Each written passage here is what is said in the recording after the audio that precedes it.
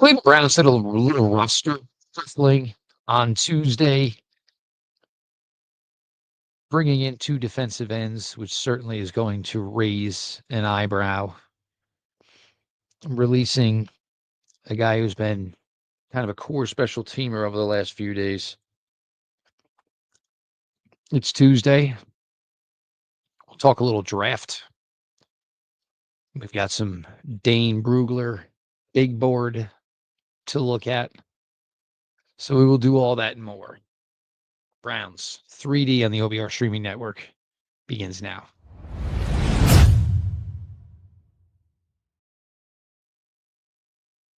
Welcome back, my friends, to the show that never ends, your daily delivery of all things Dog Pound Browns 3D on the OBR streaming network. I am your host, Jeff Lloyd. We appreciate each and all of you that come out every day to the OBR, whether it's for the written content over at theobr.com. Our team is doing fabulous, incredible, great work through a difficult season, so please show them the love that their carefully crafted verbiage deserves. While you're at theobr.com, highly suggest you look into the insider package, insider forums, ask the insiders, and of course, your OBR subscription will bundle with a subscription to Paramount Plus come January. Instead of watching the Browns get beat on, you can watch all the action from UFC and watch other people get beat on. For all of you who continue to support us here at the OBR streaming network, of course, always thankful. Appreciate y'all for the time. Make sure you're subscribed to the OBR on YouTube and, of course, the OBR on Twitch. And when your friends leave their phones down, go ahead and correct them if they have not made the correct moves just yet. Tuesday, obviously not a lot from the Cleveland Browns. Off day universally for the NFL. However, there were a couple of moves from the Cleveland Browns. Released was cornerback Trey Avery. Trey Avery has been a core special teamer the last few weeks, playing the gunner position. The Cleveland Browns signed not one, but two defensive ends. If you remember KJ Henry had a score in the preseason game against Philadelphia Eagles. He is back for the Cleveland Browns. Also signed as well to the practice squad, O'Shawn Mathis, third year in the league, former Nebraska Cornhusker, drafted formerly by the Los Angeles Rams. And defensive tackle Simeon Barrow Jr. has been released from the practice squad. We know Alex Wright left the game early on Sunday with an injury. Going back and listening to it again, nobody necessarily asked about Alex Wright to Coach Kevin Stefanski on Monday. Therefore, Coach didn't necessarily bring it up. Does this mean something? Does it not mean something in regards to Alex Wright? It could and it couldn't. You have to remember the Browns traded away Joe Tryon last week. So some of this could be just having some bodies to practice while they're waiting to see, how the week goes for Alex Wright, because it's only 4 defensive ends on the 53 right now. So God forbid, something were to hold Alex Wright back from being able to go Sunday against Baltimore Ravens. You're going to have to bring somebody up. Henry obviously seems like the most likely candidate right out the gate, having, the experience and spending the summer with the Cleveland Browns. But also it could just be having enough bodies to get through practice for the week. So, until we know more, until we get, some sort of word on, who is or is not expected to practice tomorrow on Wednesday when the practice week begins for the Cleveland Browns, for now, we're just kind of sitting in a pattern. The Trey Avery release does seem a little odd. The Browns are light at corner, man. They're really light at corner. They dropped another corner last week when they, let go of Converse. So I don't know if maybe this is a move where maybe you're dropping Trey Avery and you're hoping to re-sign Trey Avery tomorrow to the practice squad. Just, spitballing here, I guess. The Browns are light at the cornerback position. They are light at the cornerback position. Not much depth for this team at the cornerback position to this point.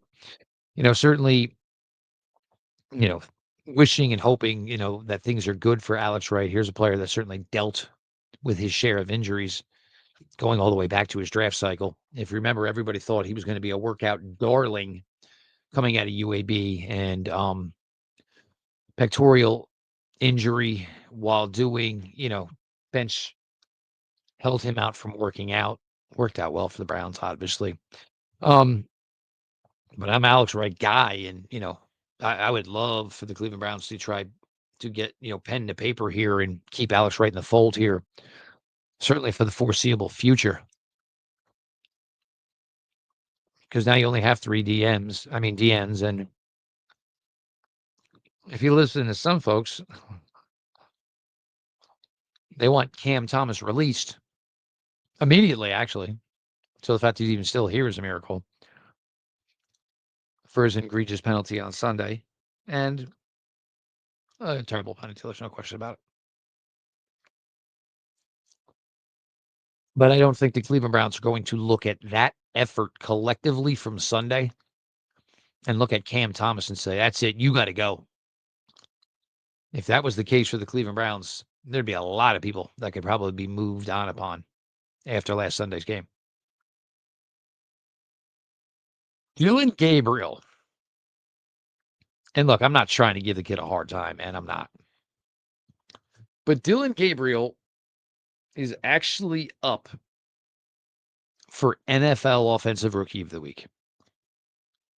What in the hell are we doing here? Are you kidding me? Yes, the young man threw for 2 touchdowns.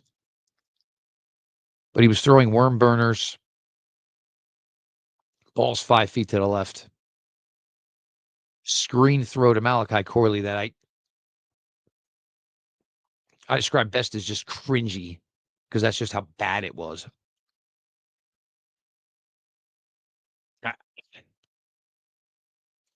If we are this low on the totem pole that you had to nominate Dillon Gabriel for Rookie of the Week, then let's just not give it out weekly. Maybe monthly. It's an insult. Nothing he did deserved to be nominated for a Rookie of the Week of anything. Again, I'm not trying to pick on Dillon, but, I have no idea how we even get to these types of things. Maybe we just are giving out too many damn awards, and it's starting to feel in some phases that the NFL and media and sponsors are essentially just giving out glorified participation trophies. Stupid, stupid, stupid.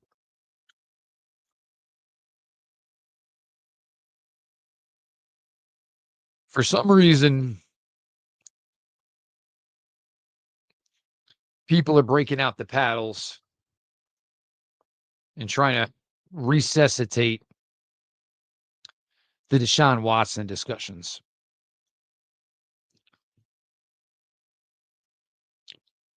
Paul DePodesta, I guess maybe it was his, farewell to football and welcome back to MLB type of discussion. And was asked about Deshaun Watson and the Browns. And I will still tell you, I believe in my heart of hearts that Paul DePodesta was one that was like, don't do this. Do not do this. But basically, Paul DePodesta, in the way it was phrased, we all take our responsibility in that, and that's just over. Deshaun Watson's going to get his money because he absolutely has to get his money. There's no way around it otherwise. But to think Deshaun Watson is ever, and I don't even think he's going to have a practice window open. And it'll be interesting how the Browns handle it next year. But we got to stop with this nonsense. We're kidding ourselves.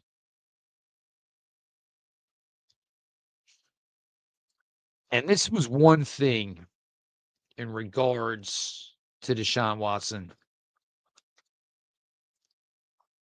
as he was slowly getting ready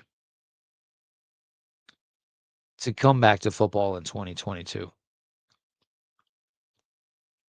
And I spoke about it a lot, and nobody, I guess, wanted to truly listen to what I was saying. And I don't care for Deshaun Watson. None of it bothers me.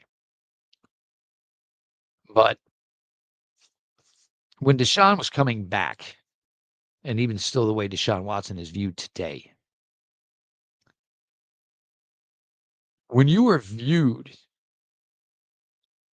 and pretty much everybody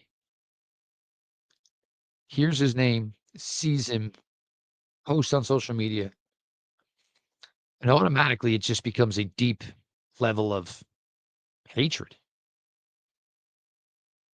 And that was the thing that I strongly, strongly spoke about Deshaun Watson beginning his career in Cleveland.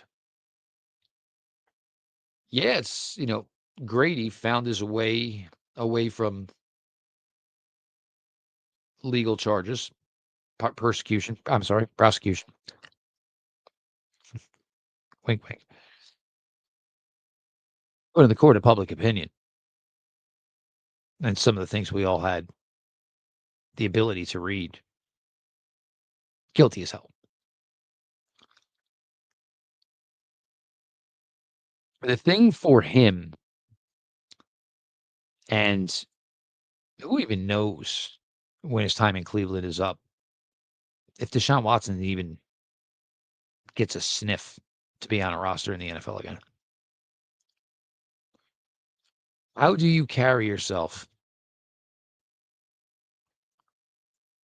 when basically almost everybody hates your guts? Nobody thinks positively of you.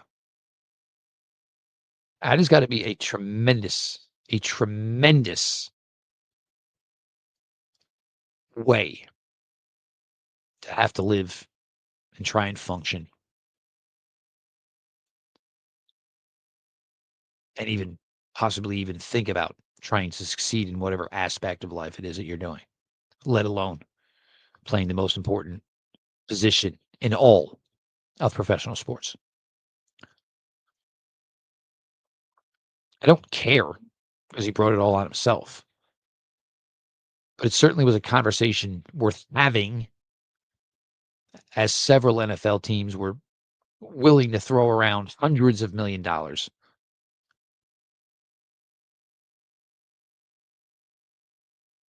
at this guy. And I won't call him a gentleman. I won't call him a man because he's just a guy. So I don't think anybody equated that into the fact that wherever this guy went, and maybe it would have been a little easier in Atlanta if he had gone there, only because he's from there.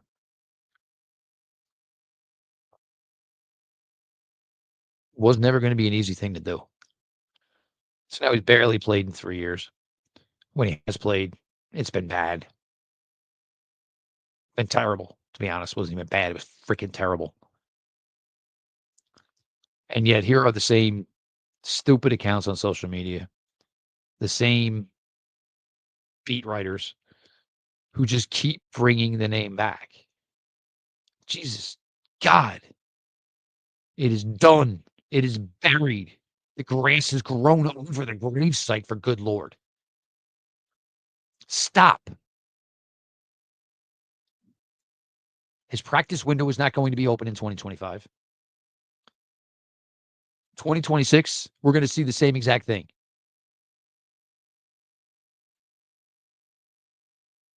The Cleveland Browns want nothing to do with him.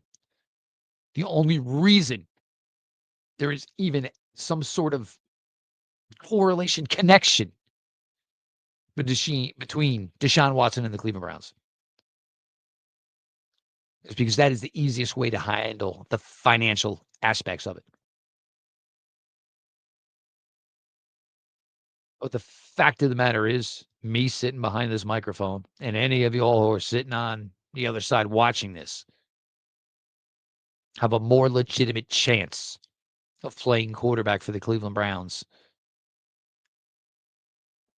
in the winding weeks of 2025 or 2026 It's a fact. It is dead. It's over. It's buried. It is never going to happen. Stop wasting people's time and stop looking like clowns. Just having people hit a like on your post or trying to justify why in the hell you're giving Elon Musk $30 a month to have a check mark next to your name. So now word has come out officially from the Jacksonville Jaguars in regards to rookie wide receiver Travis Hunter. And Travis Hunter underwent surgery today, Tuesday, to have his LCL, lateral collateral ligament, if my sophomore year science is accurate. And with that, Travis Hunter's rookie season is done. If you don't remember, Travis Hunter was hurt, I guess it was a week ago now in practice. And unfortunately, that is going to end his rookie year. Cleveland definitely won the trade with Jacksonville. The trade was probably always going to be won with Jacksonville, with the Browns getting that number 1 pick.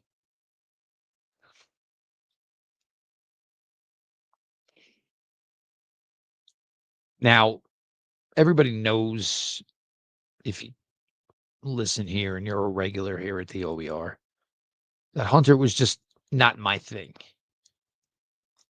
It's no knock on the kid, and I'm certainly not trying to take a victory lap here because I hate it for him. I actually like the player. I think Travis Hunter is a fantastic kid. It just, the way he portrays himself, everything about it I like. It just made no sense for the Cleveland Browns to take either a wide receiver or a cornerback or a guy who plays a combination of both at number 2 overall in the draft. And if you think I'm wrong, take a look at the Cleveland Browns' current wide receivers and tell me what the hell Travis Hunter was going to do this year with no freaking quarterback play either. So now Hunter, and this is one of the easier knee procedures to get over as far as your 3 major ligaments within the knee, the ACL, MCL, LCL. And he's obviously known for a fantastic work ethic. So we'll see how it unfolds for Travis Hunter going further.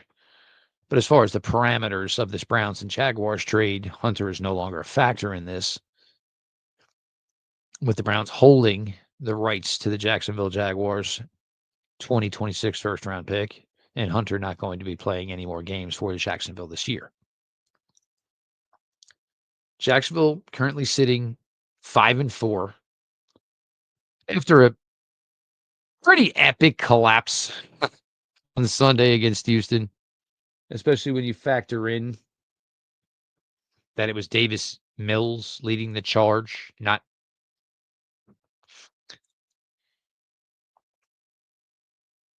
their starting quarterback, of course. So sitting at 5-4, the Jaguars, 8 games remaining on the slate for Jacksonville. Home this week for the Chargers. It's a game they should probably lose. On the road against the Arizona Cardinals.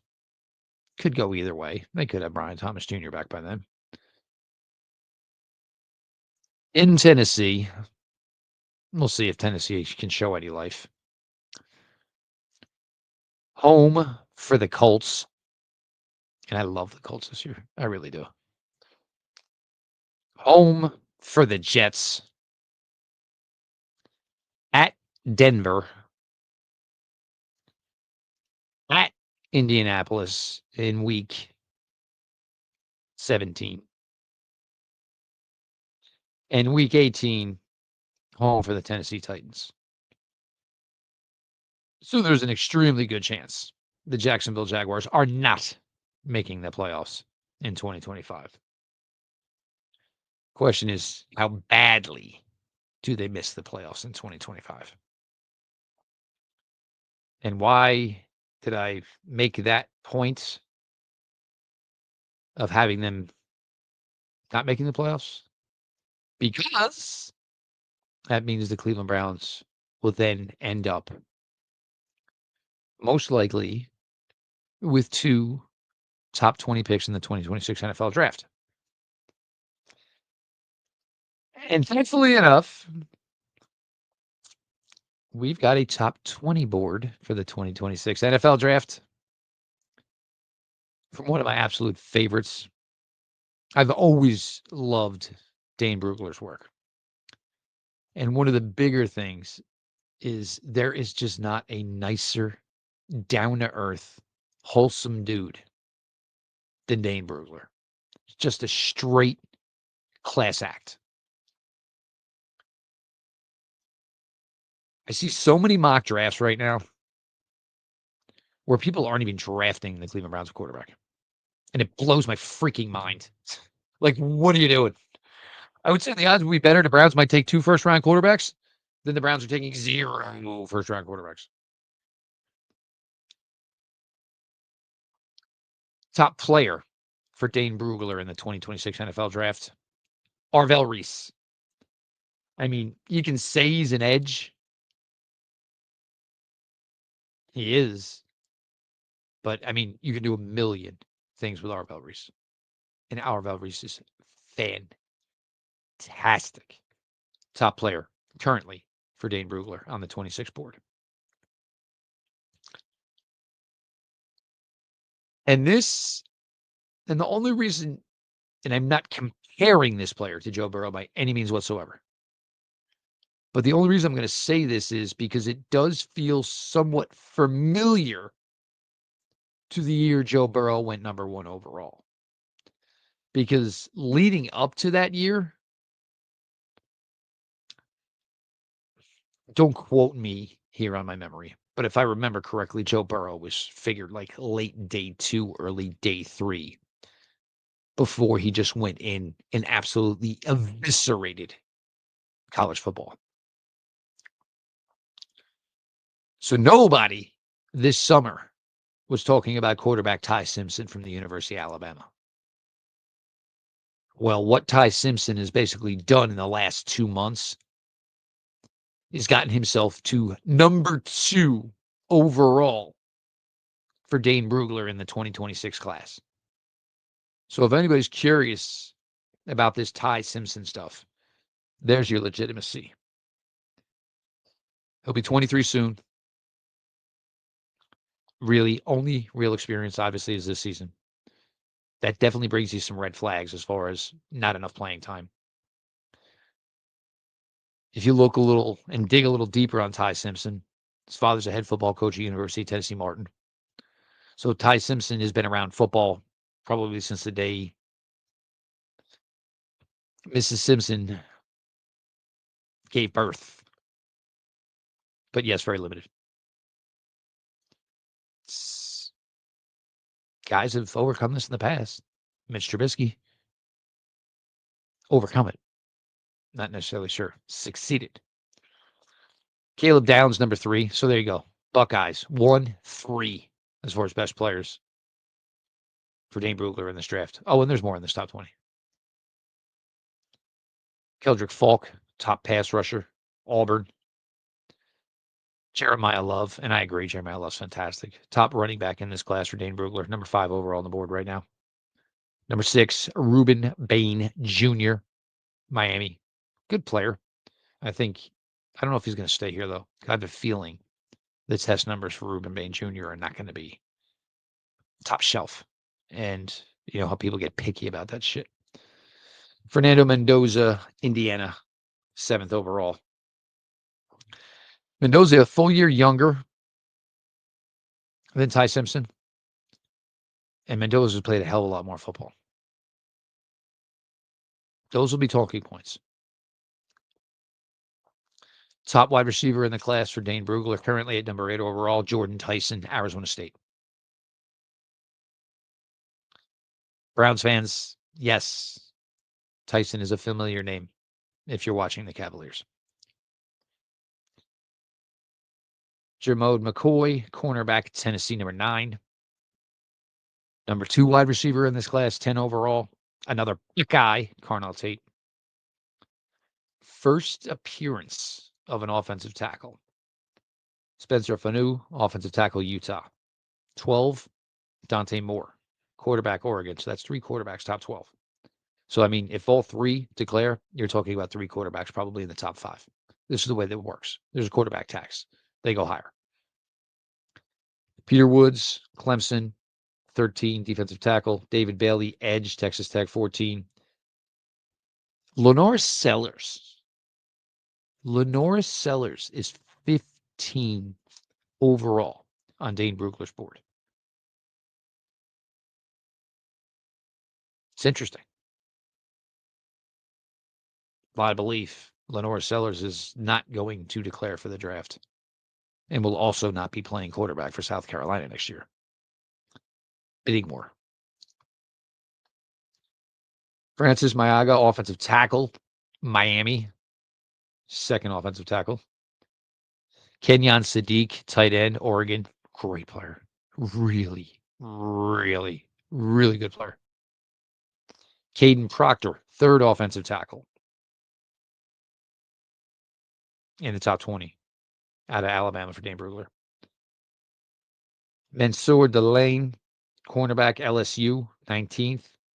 Makai Lemon, wide receiver, USC, 20th. And 22nd, Denzel Boston, wide receiver from Washington, a guy I absolutely love. I think Denzel Boston is, because I think the Browns are going to need to go big at wide receiver. And Denzel Boston is every drop of what you're looking for. Probably 6'3.5", 220 plus. Browns are going to need bigger receivers. So for Dane Brugler, 4 quarterbacks, 3 offensive tackles, 4 wide receivers in the top 22. Browns need to go offense and go offense heavy. I think all of us thought that was the way it was going to go last year in the draft. And it probably should have. But I'm not giving Mason Graham back. I'm not giving Quinshon Judkins back. And I'm certainly not giving Carson Schlesinger back. The picks hit. I understand Mason Graham's not giving everybody what they were hoping for right out the box. But that's why you need to listen when people like me, Pete Smith, and so many others tell you one of the most difficult places and most difficult positions to make immediate impact in the NFL from day one is the interior offensive line and his defensive tackle. Because you're coming in and you're facing grown men. And it takes a while to adapt. But, I mean, if you're asking me right now, you want to bet the house what the Cleveland Browns are going to do with those 2 first-round picks, which are going to be inside the top 20. The question is, can you get them inside the top 15? Hell. Can Jacksonville screw around and maybe get this inside the top 12? You got shots at quarterbacks. You got shots at offensive tackles. You got shots at wide receivers. The Browns desperately need these things, along with the rest of an offensive line.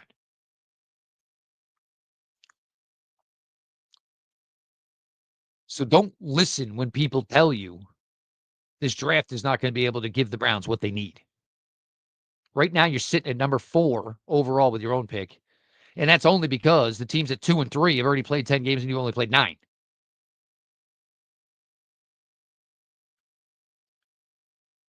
The way this works and the way this looks like it's going to work is the Browns will have their choices between quarterbacks, offensive tackles, or wide receivers within the top 12 to 15, all depending on if Jacksonville tries to screw around and try and play a little better, or they just screw around and they find a way to play better. Browns won the trade with the Jacksonville Jaguars. Unfortunately, Travis Hunter's senior season is over. Doesn't affect anything here with the Cleveland Browns. Now, it only helps them even more. And the Browns should be looking to be in a pretty envious situation for the 2026 first round. We appreciate y'all. We put in the work, and that's the thing with the job. You never know. You put out the content every day. Sure, it's easy to talk about wins. Whistle and zippity do that at your, you know what. But man, you got to work 10 times harder because sometimes the will ain't always there when you're talking about a product you don't have a lot of faith in. But it makes sometimes for better writing, better podcasting. So make sure you head to the OBR. Our guys kill it with their written content. While you're at the OBR, become an insider. Insider forums, ask the insiders. Have that subscription bundled with a subscription to Paramount Plus. And as always, we thank everybody for all the support here at the OBR streaming network nightly, beginning at 6 p.m. with Browns 3D. It's Tuesday. You'll have Joe and Pete a little bit later, and I'm sure those two will still be fired up about Sunday. If you're not by now, make sure you are subscribed to the OBR on YouTube and, of course, the OBR over on Twitch. This has been your daily delivery of all things Dog Pound Browns 3D on the OBR streaming network. And we will talk to you all tomorrow.